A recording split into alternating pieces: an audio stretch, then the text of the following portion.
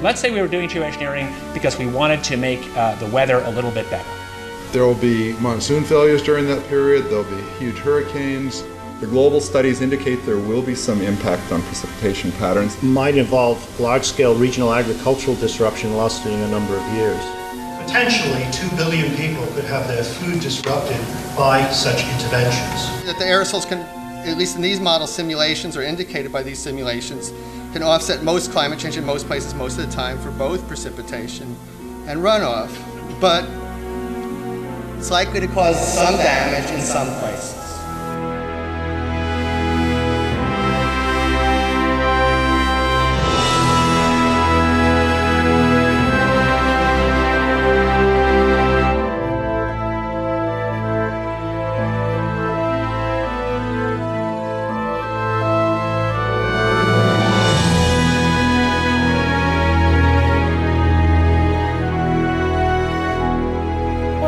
I want to be either an artist or a teacher. I want to grow up in a world where there's lots of nature. I love nature. How can I look my children in the eyes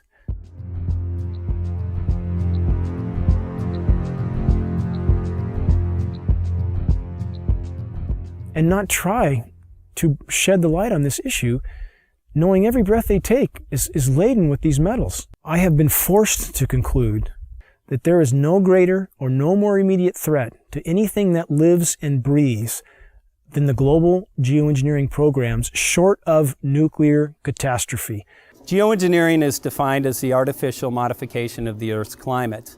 Geoengineers are proposing spraying 10 to 20 million tons of toxic aluminum and other substances into our sky for the stated goal of cooling our planet. So let me distinguish these two different kinds of geoengineering as clearly as I can.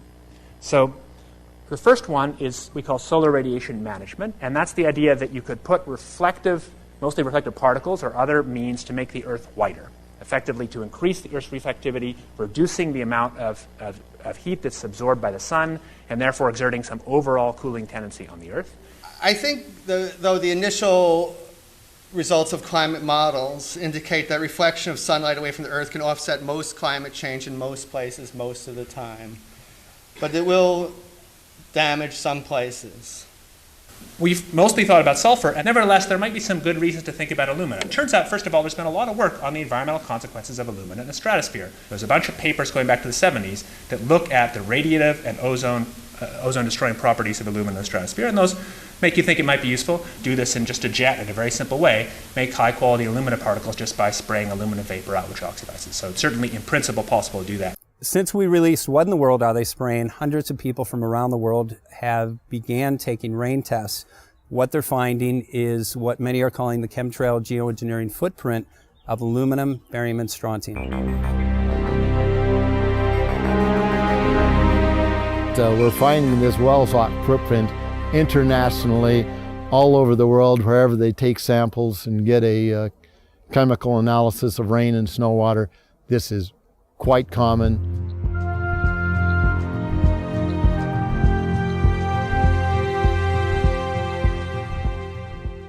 Wherever you see the jet chemtrails go over, you're going to get aluminum, barium, strontium coming down on you.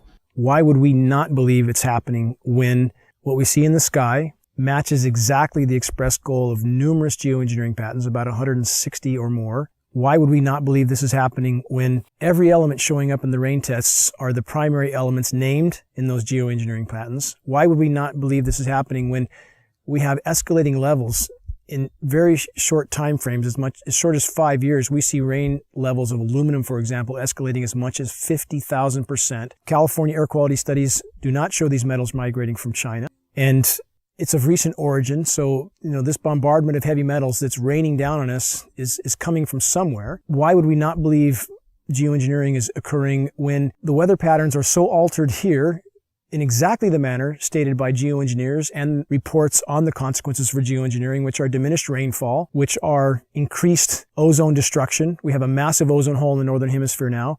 Should aluminum be in the soil in the rain? And yes, it should be in the soil. It's naturally there. Always was there. And should it be in the rain? Well, absolutely not.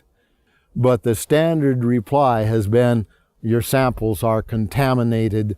But since we are getting samples now that show 0 aluminum, and we're getting lots of barium and strontium and 0 aluminum, so that just proves that if there was dirt in our samples of some sort, dust blown up from the ground, we should get some aluminum in some detectable quantity. The primary ingredients in geoengineering are specifically the oxides of metals, including aluminum oxide.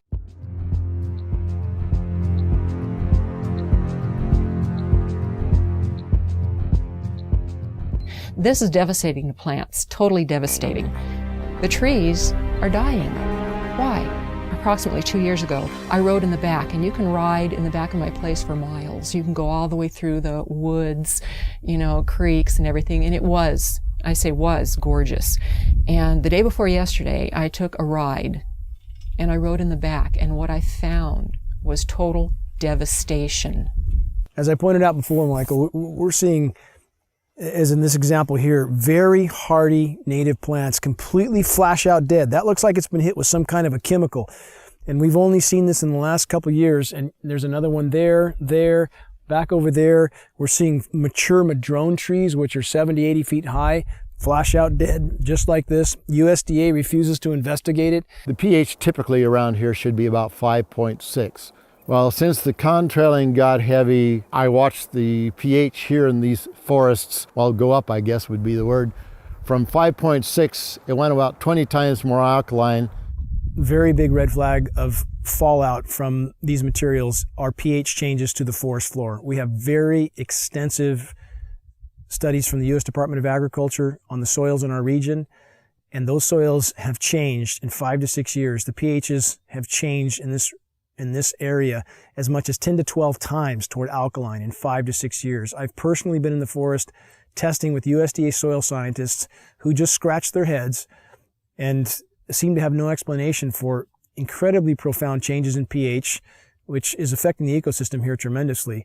Aluminum buffer action, aluminum hydroxide is what we think it is, plus the barium carbonate, strontium titanate, strontium oxides, barium oxides, probably some aluminum oxides in there, that this has apparently driven our acid soils about 20 times more alkaline to about 6.8. There are simply too many dots here that connect. Our skies are almost never blue anymore. That is a named consequence of geoengineering. The amount of lost sunshine hitting the planet right now is beyond belief. If people look up the term global dimming, they will see that fully 20% of the sun's rays that reached the planet several decades ago are no longer reaching the planet. I mean, that's a profound change that few people even know is occurring. And you have very visible occurrences in the sky from the aircraft, a very visible sun-blocking, expanding, dingy trails that are exactly what geoengineering patents describe. Heavy aluminum, I'm talking like in the 40s and 50s up to 3, 4, 5,000. That's still common. Barium, strontium to somewhere 40 or 50 to, again, about 2,000 or 3,000. Same for both barium and strontium. Where is this mountain of metal coming from? Why is asthma, ADD, Alzheimer's, autism, all elements related in many studies to aluminum or particulate inhalation? Why are these ailments going off the charts with no apparent explanation? Why has respiratory mortality in the continental United States gone from 8th on the list to 3rd in 6 years? And no one seems to ask any questions. Why every other person has asthma now? Why every other commercial on TV is an allergy medication? And again, when David Keith, the world's most recognized geoengineer, was asked on the record, had there been any studies done as to the consequences of dumping 20 million tons of aluminum in the atmosphere, his answer was patently no. While geoengineers claim that their models are to cool the planet, a number of studies now are arising that indicate, yes, temporarily there will be regionally cooling as these particulates reflect the sun. However, they actually at night act as a blanket and will warm the planet. So the question now remains, why in the world are they spraying? One of the things that geoengineering is about when you're environmentally doing something with the atmosphere is that you can be engaged in weather modification. Historically, weather modification in the United States began to be looked upon in the 1940s as something that people would want to do.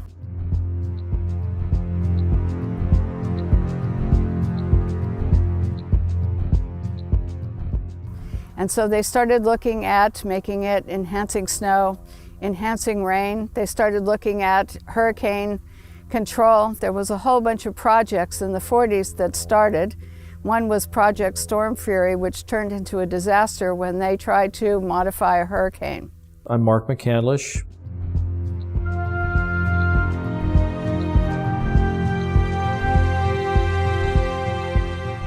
And for the better part of 30 years, I worked in the aerospace and defense industry.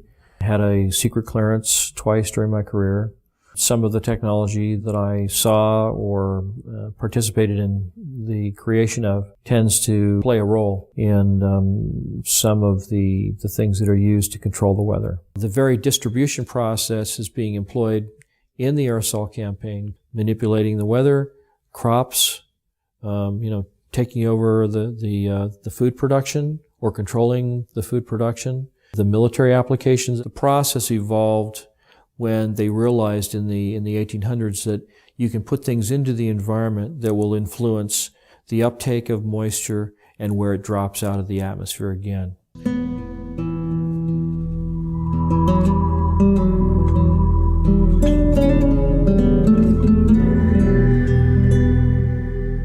My name is Scott Stevens.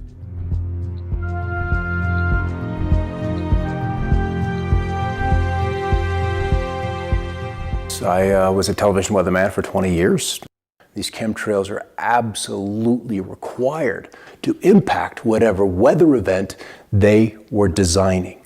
And the trails were an absolute necessary ingredient for them to achieve their weather modification goals. So we're finding the aerosols, the metal particulates, all of those can be used and leveraged to create weather events that are several standard deviations or outside what would be typically normal. When the geoengineering really got underway with the Russians in the mid-70s, we ended up with snow in Miami. We ended up with frost deep into Mexico. The bizarreness of the weather really exploded on the scene when weather engineering got going in the mid-70s. The Dakotas, in winter, they recorded a temperature of almost 100 degrees, 94 degrees. It broke the former record by 32 degrees. There's very profound things that people don't notice. Blue skies almost never. We almost never have dew on the ground. That's a known consequence of geoengineering if they did it, which they appear to be. It sucks the moisture out of the atmosphere. It doesn't descend, doesn't form dew. We have massive temperature disruptions. People are starting to wonder, why is it 80 degrees one day and then snowing the next day at 50 degrees or 45 degrees and then back up to 80 the day after that? When you push and pull the climate with these manipulation programs, of which there's a mountain of data to corroborate their existence, then you start to have massive fluctuations in the system. And we saw in March in the continental U.S., there were 15,232 temperature records broken. That's profound. Some of the daytime highs, the former records were broken by as much as 32 degrees. Don't people wonder what in the world is going on? Whether they want to make it snow at 45, 46, 47 degrees. I remember when 38, 39 was a big deal. Those kind of snowfalls in the upper 30s. And now that's been pushed into the 40s. There's a patent called ice nucleation for weather modification. This is a patent from NASA. It can be found online in its full form. This patent is for the creation of artificial snowstorms from what would have been rainstorms. However preposterous this sounds to people, if they look up Chinese create snowstorms, they will find a long list of articles where the Chinese Bureau of Weather Modification openly admitted that they were creating snowstorms until they did $1 billion worth of damage in Beijing. So my question would be, if the Chinese can do this, and NASA has a patent for the same purpose, why would we believe snow events here are natural when it's snowing now regularly at 45 degrees, sometimes 50 degrees, heavy, wet, concrete snow that's full of aluminum, full of barium, full of strontium? Consider the ice pack in their first aid kit that can sit dormant at room temperature for decades until the chemicals are mixed together, at which time it creates ice. As an on-air meteorologist, I had a responsibility to my audience. There were storms that were not behaving as they were modeled or they historically would have responded. If you can control where moisture is collected and where it's dropped, so to speak, in the form of rain or any other kind of precipitation, then you can really, you can do everything. You can steer the weather system. If you want to be able to manipulate the weather, one of the things we know about the materials that are being used in the aerosols, we've seen everything from aluminum oxide, barium salts, strontium, copper sulfate, potassium iodide, a number of different kinds of things, each of which have different levels of reactivity with the moisture in the air. Some, like aluminum oxide, tends to sequester the moisture. The aluminum oxide nanoparticles, which are microscopically fine and uniform in size, attract the humidity, the moisture in the air, and it basically forms like a nucleation process where the moisture condenses on these particles. With cloud seeding, the cooling will be achieved by making clouds reflect a bit more sunlight back to space than they would otherwise, and less sunlight reaching the surface would tend to cool the planet. These aerosol particles act as something called cloud condensation nuclei, and these are sites where these particles act as sites where cloud drops can form. Well, the one thing that we know has happened is because these are nanoparticles and they float like mad with a little bit of moisture added to them, they go over the Continental Divide and they dump all of California's rain into the Mississippi Valley, which is the reason they're having floods and tornadoes and fierce storms and odd weather back east. The effect here in California is drought. Now then, if you hit that area of the sky with a beam of a particular kind of radiation, and you can heat those particles up, just like heating up, your cup of coffee in the microwave, these particles begin to vibrate and resonate if you use the right frequency of RF energy, that they then heat the surrounding air, and they will take all of that air and the moisture that's in it to a higher altitude where it's much colder, and it'll condense and then become a low pressure system. Well, there's a couple of locations where they tend to be very interested in leaving their trails. The big one and the surprising one for me is under areas of high pressure, where you would expect to see the blue skies, the dry conditions. Those are prime targets for trailing. A couple of reasons. High pressure is stable. It's relatively still. We've got the clockwise flow around it. And if you accentuate the high, and so it's very easy to add those particulates of aluminum, barium, and whatever else they want to put in there. And as you add heat to that, those particulates then radiate the heat into the atmosphere and it warms. What does a warming atmosphere do? Boom, it expands. And so that's one way. It's a very simple way, but it's very apparent because under the high pressure, it's supposed to be quiet. It's supposed to be still. It's supposed to be blue. And we're not seeing that. Then as the storm approaches, the high begins to recede. And then they're running the flights back and forth, back and forth, back and forth, and literally seeding the leading edges of the cirrus. So the cirrus canopy is accentuated. That cirrus canopy, which would maybe be 200-300 miles out ahead of a cold front, is now 450 miles. Based on geoengineering data, it would appear the Pacific Northwest gets an excessive amount of the fallout from these programs because much of the weather, much of the precipitation and the storm tracks and the jet stream move across us. So as stated by globally recognized geoengineers like David Keith, that's the type of area they would want to seed these particulates as incoming fronts start to cover landfall. And that's exactly what we see here. When there's any kind of incoming front, we see jets everywhere. The global studies indicate there will be some impact on precipitation patterns, and obviously there's a lot more opportunity for work in that area.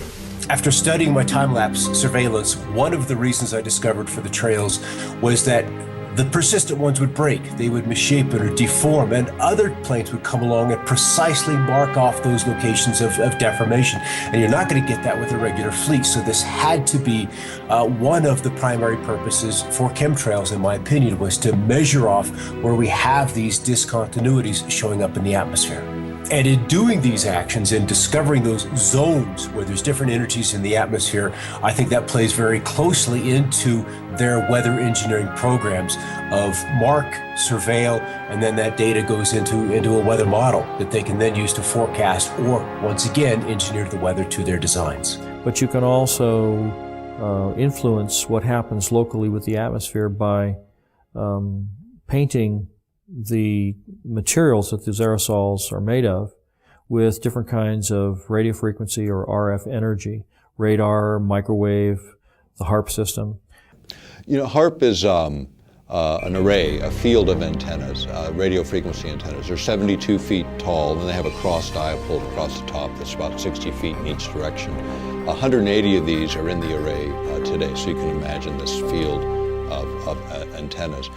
What happens is by firing each one, they produce radio frequency energy that normally comes off of an antenna, spreads out rather rapidly. Same principle.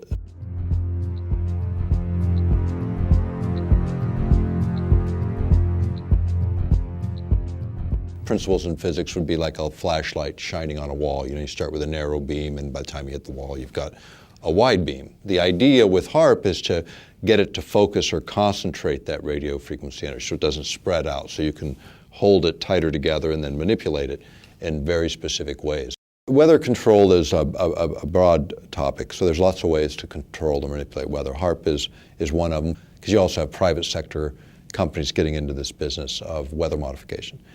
In the case of HARP, do you need, people always ask me, do you need particulates dispersed in the atmosphere to make more effective? You actually don't. Would it make things more possible? Could you enhance certain effects? Probably so. Could you control energy distributions more efficiently? Probably so, because you're putting in conductors, or you're putting in reflectors, you're putting in particulate material. If you've ever experienced a hailstorm and you've picked up one of the hailstones and you slice it open with a razor blade, you'll see that it's layer upon layer upon layer of ice. Now, hail is usually formed where you have a low pressure system where there's a tremendous updraft of air. When the air gets warmed up by the sunlight ahead of the storm, the air rises, it takes the moisture that's in the air up to a higher altitude where it's much colder. The moisture begins to condense into water droplets, but the updraft is so powerful that the water is carried to extreme altitudes where it freezes.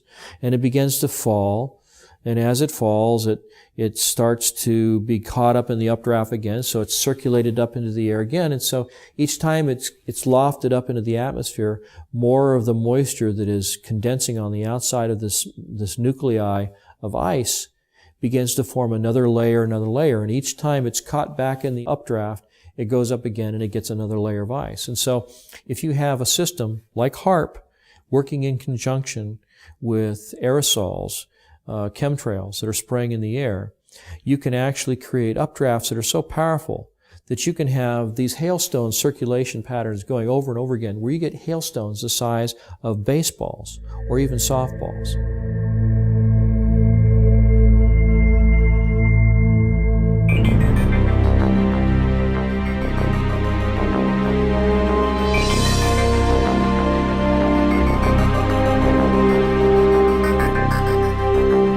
Weather has always been a strategic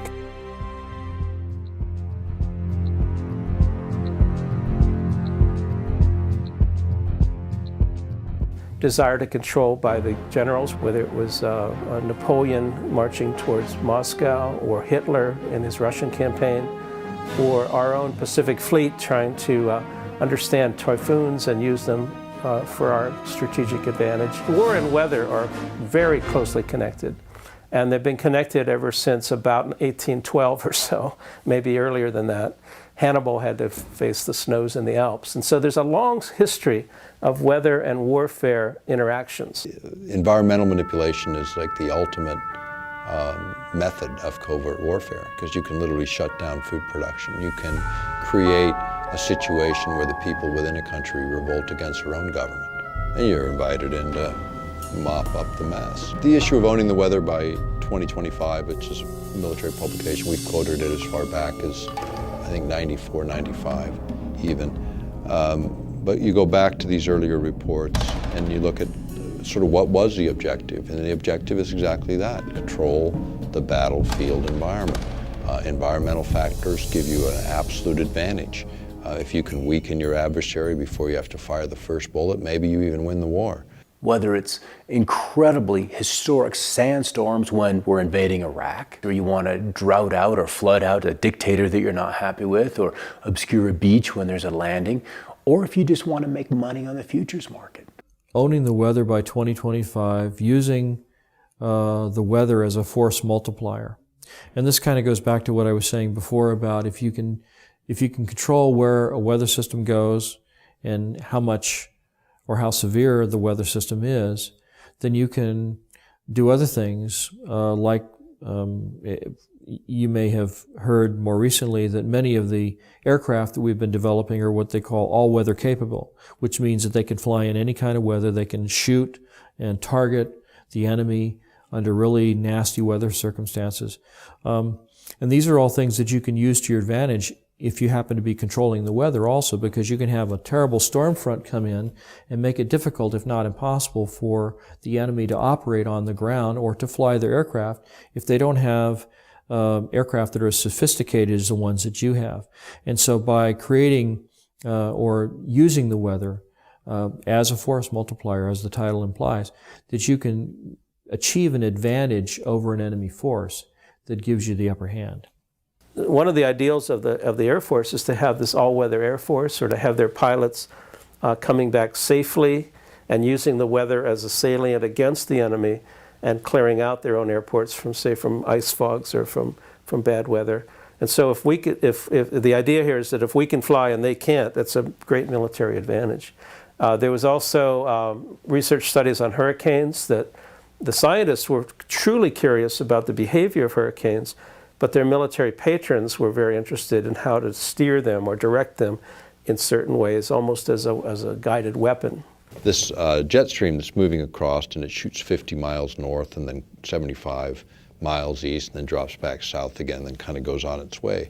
And they attributed that little dog leg in the jet stream in Alaska to swinging storm systems out of central Texas into central Florida, where they deposited a couple of tornadoes in the middle of Orlando that were like really rare to see in that part of the country. And so people remember that event and they remember that situation. But it'd be a good example of a very small change in Alaska in terms of a jet stream and what kind of a lower 48 effect that would have. And that's again where weather modification, small input in one place can have tremendous change and unexpected outcome in another. You can create weather systems that are so severe they culminate in battlefield denial, where the enemy is not able to use the roads or the bridges or get through the environment because the weather is so severe.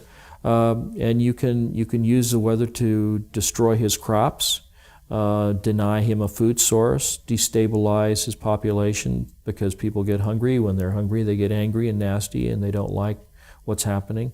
So there are lots of different things that you can do with the materials. It's all how you use them in the environment, how you apply it. One of the biggest concerns of early cloud seeding, weather control activities by the General Electric Corporation came from their lawyers, who thought that the corporation was totally vulnerable to lawsuits, because if they started to make fair or foul weather, the people down below in Massachusetts or downwind of Schenectady could institute massive lawsuits that could put GE out of business. So the first response to weather control from their in-house lawyers was to shut it down, was to give the project to the military and ask them to do it, with the GE lawyers only being the consultants on the project. So they were allowed to suggest and design certain activities, but they weren't allowed to touch anything or throw anything out of the plane. The United States government during the Vietnam War perfected weather modification techniques, and also they perfected releasing toxic chemicals like Agent Orange over many areas to defoliate land, trees, grasslands, and other areas. But this is technology that does come up, and it comes up when you see that the technology is advanced far enough to where the practicality of utilizing it in the battlefield environment and the temptation by administrations. I mean, the best covert war is using the environment itself against your adversary. It was a military moment, and it was actually from pretty recent history. And this was the U.S. military thinking that they might be able to control the monsoon over Vietnam during that conflict. And so only a handful of top-level military advisors and the president were informed that they were going to try to make it rain over the Ho Chi Minh Trail and try to have some military advantage by doing this kind of intervention. When you start talking about manipulating the environment, we have treaties that go back to the mid-70s that forbid this, number one, as weapons of war. So the perfection of weather modification took place, but it became apparent that using weather modification for wartime purposes was not acceptable to the United States government and other nations of the world. So therefore, the NMOD Treaty came into being and was signed by the United States government after passing Congress. The reason it was signed and implemented was because it would ban warfare, weather modification techniques and use during times of war. Almost all of our treaties that we've signed, including the non-proliferation, counter-proliferation treaties, chemical treaties, the ones that were signed recently, last few years, back maybe a decade now, I guess time goes. But they had domestic exemptions, and so does the environmental treaty, where you can do whatever you want in your own territorial boundaries. I mean, you start manipulating weather in one part of the planet, it doesn't look on the ground and say, oh yeah, wait, this is the boundary of a political boundary. It fails to recognize those. So you start to talk about geophysics and manipulating the planet itself, then it's a question of those kinds of exemptions shouldn't even be allowed. Meteorology and the military have a very long history, as I said, and it goes into the strategic advantage that multiplies your traditional force, that is your armament, into using nature to your advantage as well. They want to create a storm in the southeast, then they'll start engineering out over the North Pacific. That's where the trailies will be, because you want to work out several days ahead of time so you have less input, and you multiply that over a couple of days, you can have a big result in 5 days' time. So small input upstream, big result downstream. And one of the rules is always work with what's coming. Don't try to necessarily work against it. You can kill a storm in place. That's easy to do with HAARP. You just change the polarization, you change the ionization of the atmosphere, and the storm will fall apart. It will affect the setting up of the storm tracks, the jet stream, the location of the storms. And so you end up with an intervention on the solar side of things would pretty directly begin to affect the weather patterns. And so climate control, or attempted climate control, and weather control rely on this very large spectrum of intervention.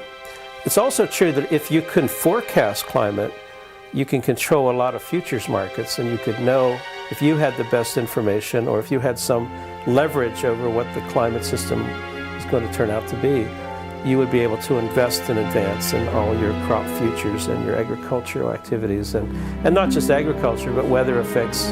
I think it's something like 80% of the U.S. economy is weather sensitive, and so all kinds of businesses would like to see some weather edge, some advantageous information that they would have.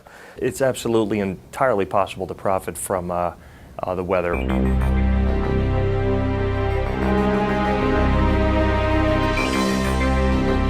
My name is Michael Agnew. I'm an independent trader.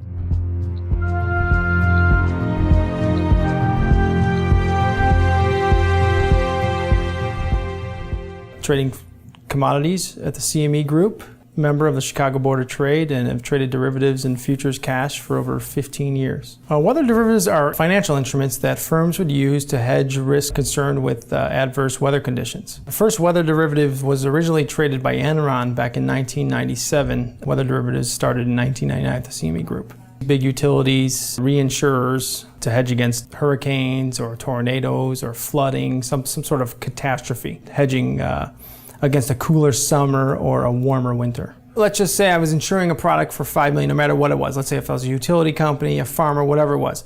Let's say I had $5 million worth of crop, but I can do derivatives that are worth double that amount, and I can control the effects to where I collect on the insurance that's worth $10 million as opposed to selling the crop for $5 million. Yes, I could definitely profit from that. 2010, 2011, Southern Illinois, Missouri, those we had a high peak of tornadoes and those types of adverse weather conditions definitely raised the price of commodities as well as drove the volatility, which also raises the price of commodities. You're going to make more money if a crop fails. You're creating insurance that's over the price of what your crop is worth, let's say. So if you can control the weather, you control how these products grow.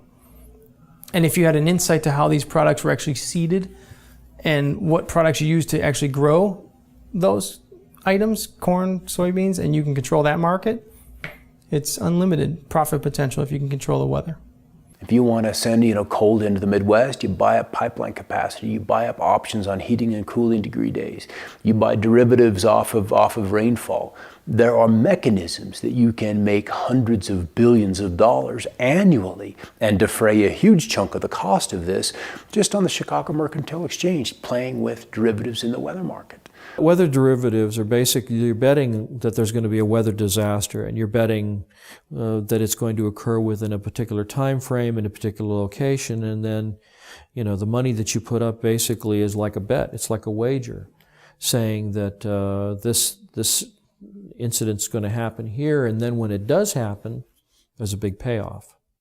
And that big payoff is something that motivates people to continue to participate in this kind of thing and maybe even feed the very process that's causing the bad weather to happen. Particularly if there's a connection between the people that are seeding the clouds and the people that are making investments. This is a new opportunity. It's a new tool for investors.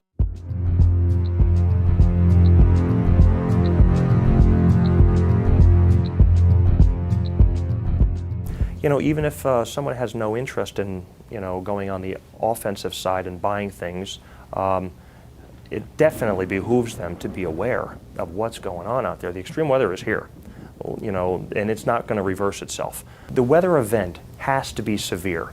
Ionospheric heating, in fact, these instruments, when they were first utilized, which is in the former Soviet Union back in the 70s, they started out, and they still call these ionospheric heaters because in one mode of operation, you can literally create above this instrument on the ground, you can heat an area up to 30 miles in diameter in the ionosphere. So you heat it up, and by heating it, it literally raises it. So then imagine this column moving up several hundred kilometers out, and then the lower atmosphere begins to rush in and fill that vacant space, that void. And as a result, you're altering pressure systems for quite a distance, which of course alters the weather. You're also able, if a jet stream is coming in the air, you're able to alter its course. And if you alter a jet stream, even a small amount, then the swing factor on the other end, you can move it so you're moving storms, say, out of the Midwest onto the East Coast, or this kind of thing, by just swinging it high in terms of its flow and getting it redirected. Okay, so now if we look at precipitation, much has been made of this issue of damage from precipitation. Which the particulates that these trails have introduced into the sky are, let's just say the storms can develop more violently, more quickly, in places that are not necessarily as where you would expect them to be. And so we see more flooding, we see more intense droughts, we see rainfall rates of 1 to 2.25 inches an hour that are just bizarre. And sometimes even rainfall, 1.25 inches a minute is just unheard of. And so you have an area that's already been heated by the sun's rays, and then you have the aerosol drift in over that area, and it's reflecting both ways. It's reflecting the heat of the sun back out, but it's also trapping the heat that's already been created there by the sunlight. So it will actually create more heat and trap heat inside and closer to the atmosphere. It can actually exacerbate global warming problems. And if you become more aware of what's happening, where the global commodities are, what extreme weather events, you're one step ahead of them.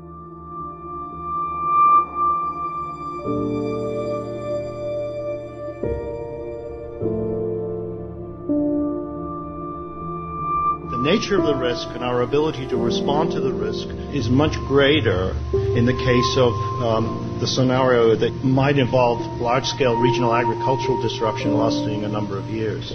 So the agenda was drought. The agenda was to kill the storm, at least in that one particular spot. You see a tremendous and significant loss of property and crop production. Many times this will cause farms to go out of business.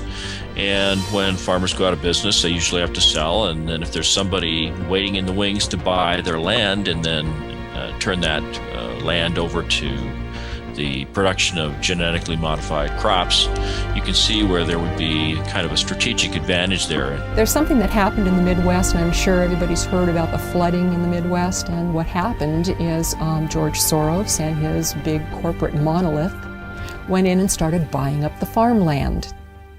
So not only is it creating all these stresses, it appears to be a corporate land grab. In other words, when the farmers, the small farmers, go out of business, they're wiped out through these droughts and everything, then the big guys come in, buy up the land. And if you think of Western history, there's a lot of it concerning water rights and even water wars. And so they were shooting about access to water to water your livestock. And now people are thinking, or at least the people who are involved in weather control sometimes think about the river of moisture above our heads. And geez, if we could just tap that. But that too is a water right that would involve access to people that felt that maybe they had prior rights over it. You're reducing the food security of people through deploying these kinds of approaches that Potentially 2 billion people could have their food disrupted by such interventions.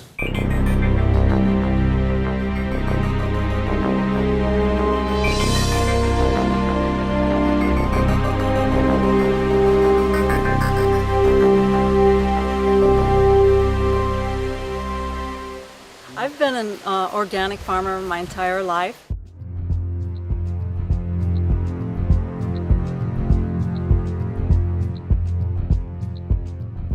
And I've been, in the last 8 years, been certified organic. And so I've been growing food in a way that feels healthy, where I have the most energy. And now it's not so healthy. I want to pass a really nice, healthy soil, rich soil, earth on to the children and have it be fertile. My name is Joel Gil Coca. I've been farming in this land for about 5 years.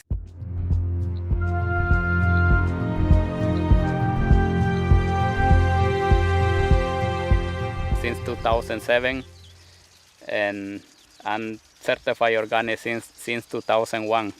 10 years ago, when I started working for myself, we can grow cilantro, no problem. We can grow basil, no problem. We can grow Chinese cabbage without get trouble, or any vegetable. But 10 years after, 5 years after, that everything started declining. Could you add some of the environment that affect a large population? The answer is absolutely yes. I started seeing chemtrails being laid overhead more frequently and noticing the change in the crop production. What we see in our area, anytime there's convective clouds, anytime there's a large cumulus cloud forming and beginning to rise, we hear aircraft in the vicinity, we see them actually flying over these convecting clouds, and then in a very short time, before those clouds generally will drop any precipitation, we'll see the entire cloud more or less dissolve into what looks like a massive smoke bank. If you can control the weather, then you can control where the rain falls or where it doesn't fall.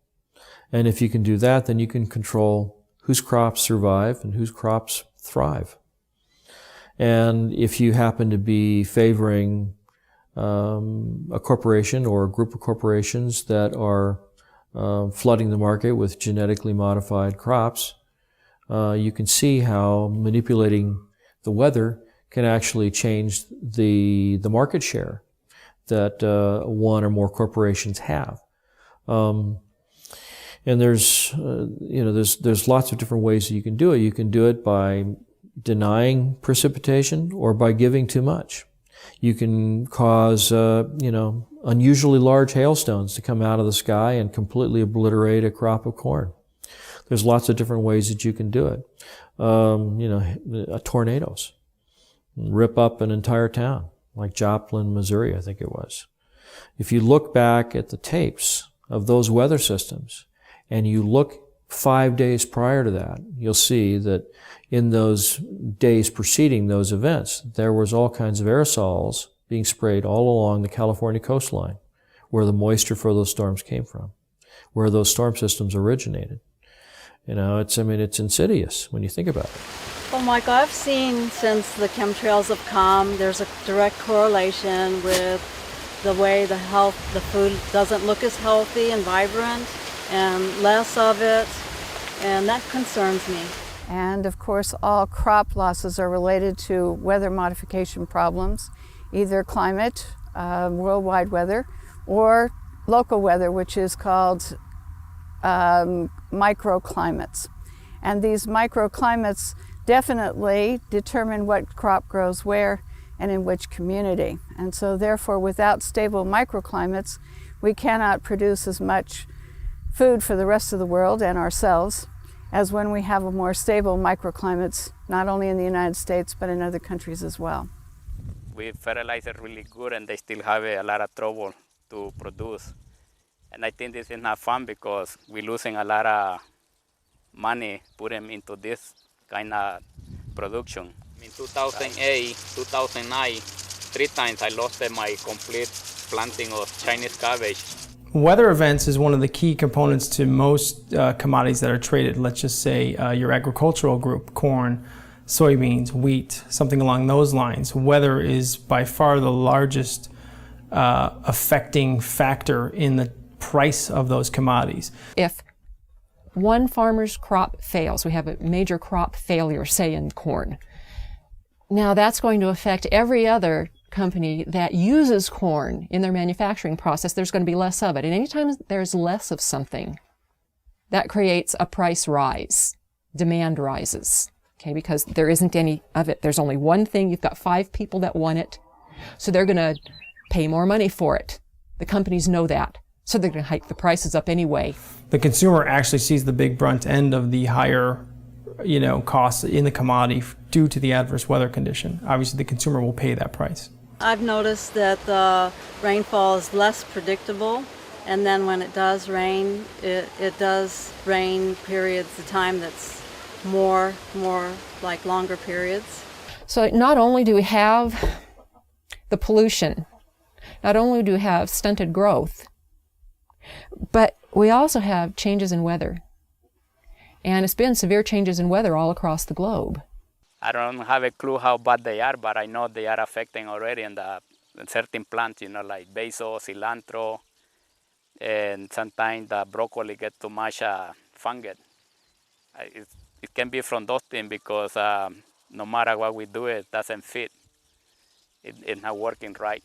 It appears to be a fungally related ailment, and if one looks at the species extinction rate, which today is estimated to be 1,000 times natural variability, that's 1,000 times normal, a figure you'd think would alarm most reasonable people, which is 100,000% of normal, and 70 to 80% of that extinction, plant and animal, is related to fungal infection. Geoengineering particulates are known to proliferate fungal reproduction. Abiotic stresses are drought, cold, heavy metals, excess moisture in the soil. And Monsanto has a patent that actually addresses all of those abiotic stresses. And the plants that it addresses is everything from apples to zucchini. 2011 was one of the worst years for things that create abiotic stress. They had 12 worldwide severe weather problems. This destroyed a good portion of the food supply. Now I'm having a hard time growing cherry tomatoes outside under these conditions, and I've turned to having to build a greenhouse where I'm now growing large tomatoes, heirlooms, and they are producing really nice big tomatoes. I see that the tomatoes that I planted now are really healthy and the ones outside are dying. The Midwest grows 40% of the world's corn, and it does have a tendency to flood. So we can expect more and more flooding. According to the statistics, the EPA statistics say that there's going to be more and more flooding. Monsanto is one of the world's largest chemical companies.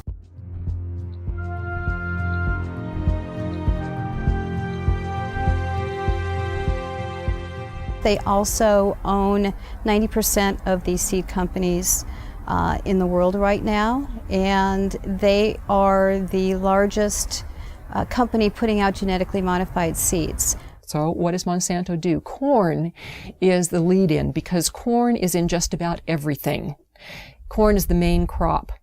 And Monsanto leads in with corn products before it does anything else. So what we have is Monsanto leading in with a drought-resistant corn and an abiotic stress-resistant corn. The drought and the flooding, it's all the same patent. Monsanto has a patent for abiotic stress.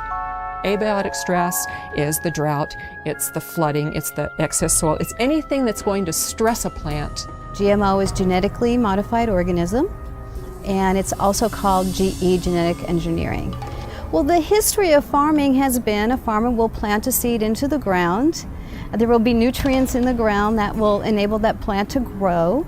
And then at the end of the growing season, they will take some of the seeds and they will save them for next year, and they'll grow their next crop. But what is going on with the genetically modified seeds is they're what's called terminator seeds.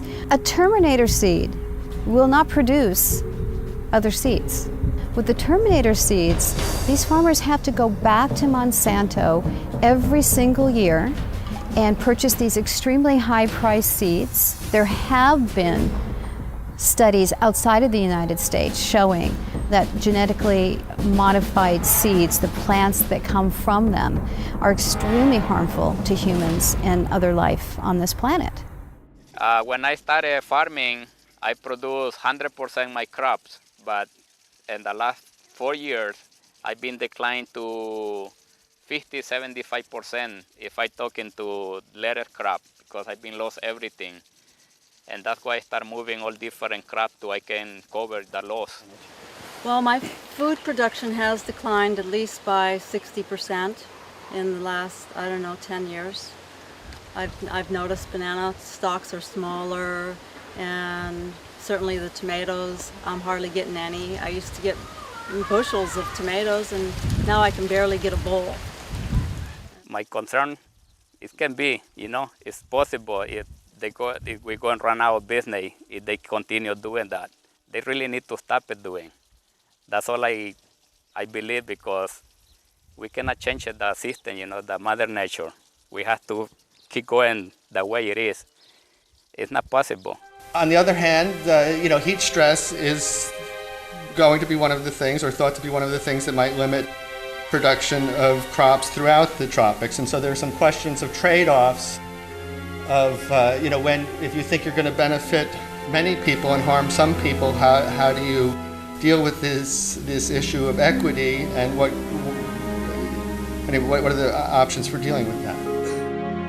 A really interesting thing that I found is that the EPA has concluded that incidents of heat stress, drought, flooding, cold, any type of abiotic stress is on the increase. And loss due to that is going to double by 2030. Then you put yourself up as the solution. So when all of this weather comes and wipes you out, or you have a drought problem, drought, we've got the seed for you. Here's our drought-tolerant corn just for you, and it'll solve your problems. Oh, by the way, you have to sign this agreement, this 40-page agreement, so that when you go ahead and plant these seeds, you now belong to Monsanto. The weather disasters seem to be directly correlated to an increase in Monsanto sales. So there will be the have and the have-nots. And one of the things that's being discussed under global geoengineering is which countries will be the haves and which countries will be the have-nots when that type of climate remediation is undertaken by many people at a certain level, mostly private corporations funded by the U.S. government, they are hoping. The fact that it's cheap isn't necessarily a good thing at all, as I'll come to in a second. The fact that it's cheap is part of the hard problem of governance. The fact that it's cheap means any small state or even conceivably individuals could do this, and that is a very dangerous thing. There's only probably under $10 million per year, and maybe far less than that, being spent on geoengineering research. It's a mix of a handful of government grants and some private money, including support from Bill Gates. Bill Gates invests in geoengineering. Geoengineering destroys crops. Monsanto supplies the seeds to replace those crops. Bill Gates invests in Monsanto. So Bill Gates makes a ton of money. Monsanto makes a ton of money. And the small farmer gets squashed. Corn prices go higher because of a severe drought in this country. Where 41% of the country, or the world's supply of corn comes from. So corn prices are higher, the farmer has more money, so what does he do? He buys fertilizers, which drives up the mosaic stock, or he could purchase genetically modified seeds from Monsanto. You've got severe drought in Africa. In 2011, there was a severe drought. This is causing nothing but death. It's causing starvation, it's causing malnutrition, it's causing a severe water shortage. How do you grow anything without water? You cannot grow anything without water. So what does Monsanto do? They say, oh, we got a drought-tolerant corn for you. There's been an excessive push to get bioengineered crops into Africa. They look at severe conditions as an opportunity. They're disaster capitalists. Okay, so here you have farmers, and they've got flooding, they've got droughts, they've got everything that totally wipes them out. So what happens? Okay, if they plant it early enough in the year, they can go ahead and try and plant again. So buy more seed. Okay, buy Monsanto seed. So they're just raking up on that end of it. Okay, so if you can create enough weather manipulation, you can shorten growing seasons, you can create enough of that disaster, and you've got the seed supply, they've got to come to you.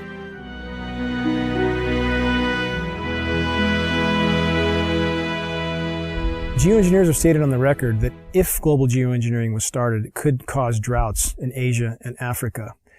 And they state that to the American public for probably obvious reasons. Why would they tell the American public that it could also cause droughts here? Why wouldn't it cause droughts here? There's nothing special about America and the geography here that would not have the same effect as Asia and Africa. If the atmosphere is filled with particulates, those particulates diminish and disperse rainfall. Period. There's too many condensation nuclei, so the water droplets do not combine and fall as rain. They simply adhere to those tiny particles and migrate further, and that's exactly what we see. One of the suggestions about geoengineering has been that we genetically modify trees and plants. We genetically modify crops to be aluminum resistant, and this is ongoing at this time. And part of the geoengineering scheme is to say we're going to put all these chemicals and particles into our atmosphere, which is going to cause air pollution, water pollution, changes in soil pH, and could disrupt agriculture crop production to a great degree. So therefore, instead of saying that maybe this isn't a good idea that we pollute our air, water, and soils with the chemicals we're going to put into the atmosphere, which do come back down, there's a scheme abounding, which is happening right now, to modify some crops so that they are aluminum resistant to the types of chemicals and particles they're going to put into the atmosphere. It's just going to get worse until the point where we're not going to be able to grow anything at all unless it's a Monsanto genetically modified, abiotic stress resistant seed. The chemical companies and the genetic and Monsanto and all of these companies are working together to make us totally dependent on their products for growing corn or growing any kind of agricultural product or trees, whatever. We're going to corporatize not only where the rainfall goes and who gets it through geoengineering and weather modification schemes, but we're also going to say that these are going to be the only crops that are going to grow in areas where we're putting in toxic chemicals that are coming down and altering the soils. One of the most basic things about human society is that we need food and water. And these are two of the things that are most severely dependent upon good weather. Rain at the right time of the year, sunshine so crops can grow, not enough sunshine and they don't grow, too much water, the plants die, not enough water, the plants die. All of this goes back to the amount of food that's available. So if you starve people, they will be vulnerable. They will be much easier to manipulate and forced to do whatever a government wants them to do. So if you control how much food there is or its availability through things like the weather or using the weather as a strategic tool militarily, you can, dramatically influence what's going on in a country. And by doing that over and over again, sequentially through a region, it's possible that you can change the political spectrum over an entire region by doing this over and over again.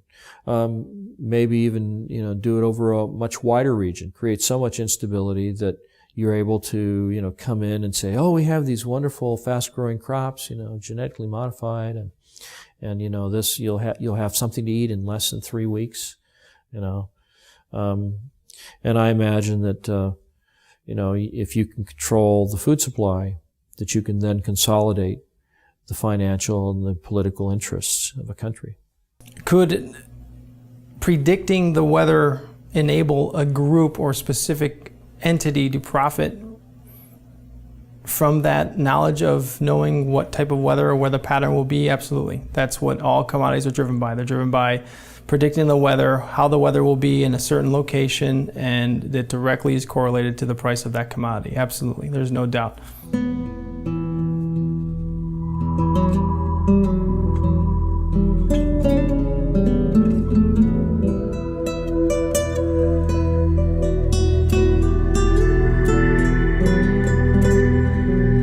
While there are a number of agendas associated with these damaging programs, one thing's for sure, they can be used to control our weather and thus corporatize every natural system on the planet. This enables certain individuals to consolidate an enormous amount of both monetary and political power into the hands of a few at the expense of every living thing on the planet.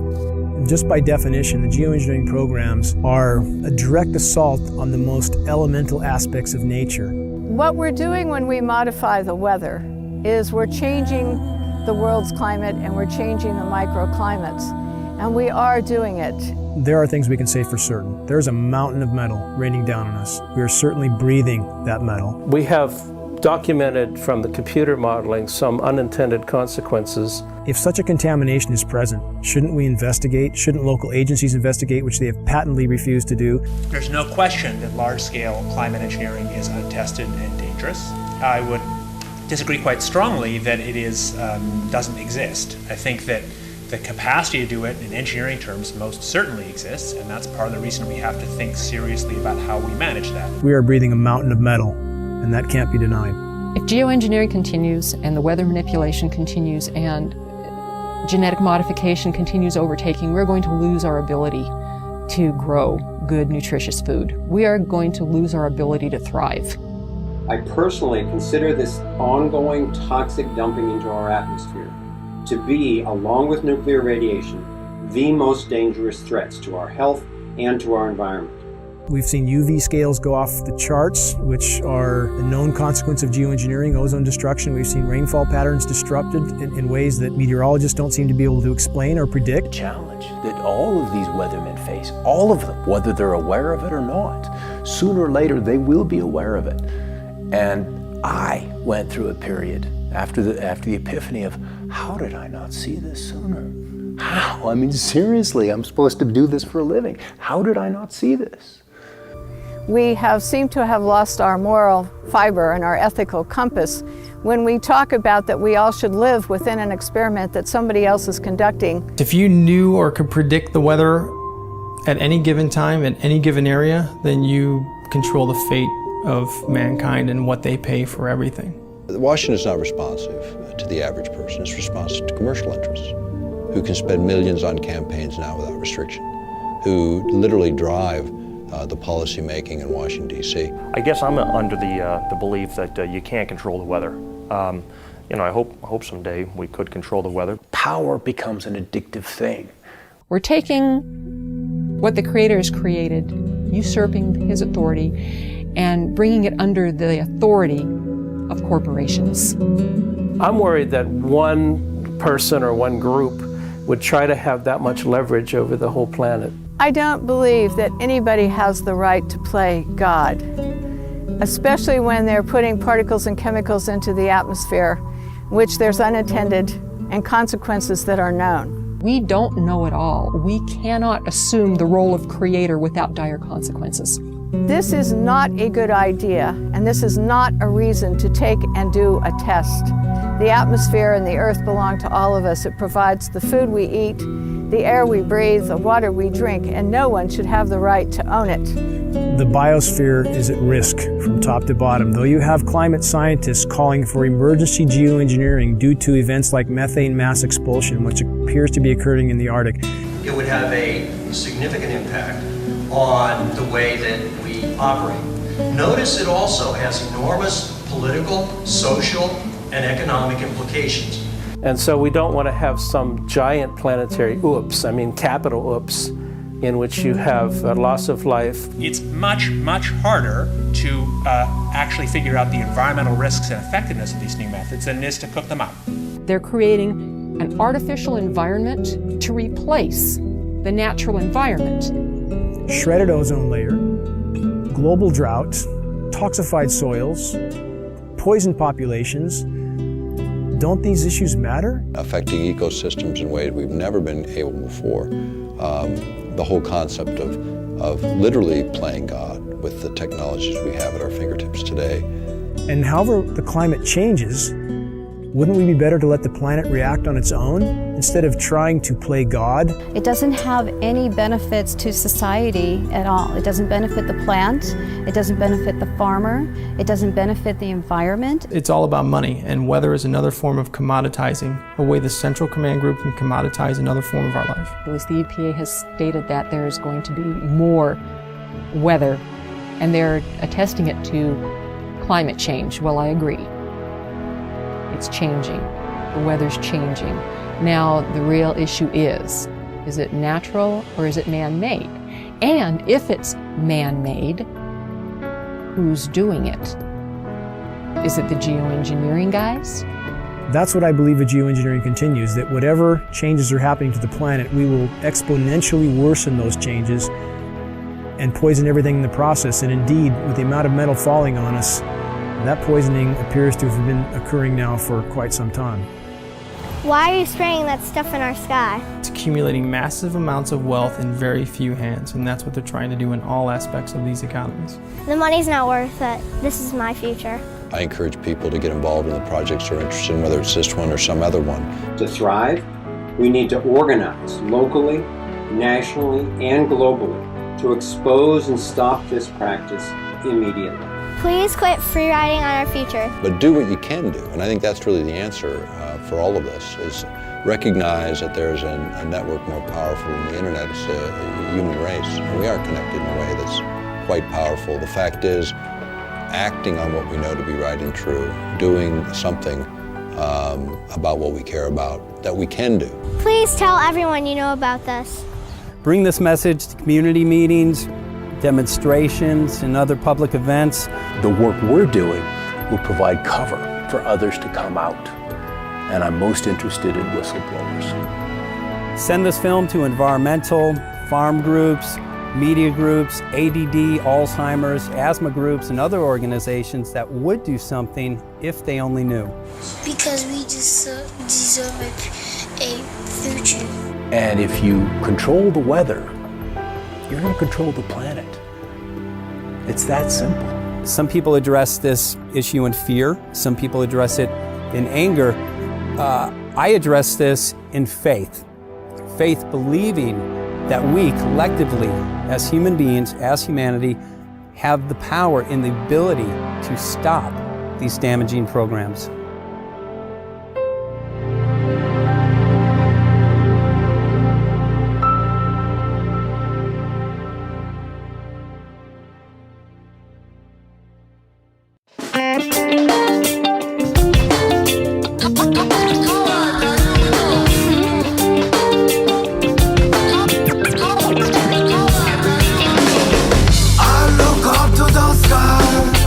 Can you tell me why?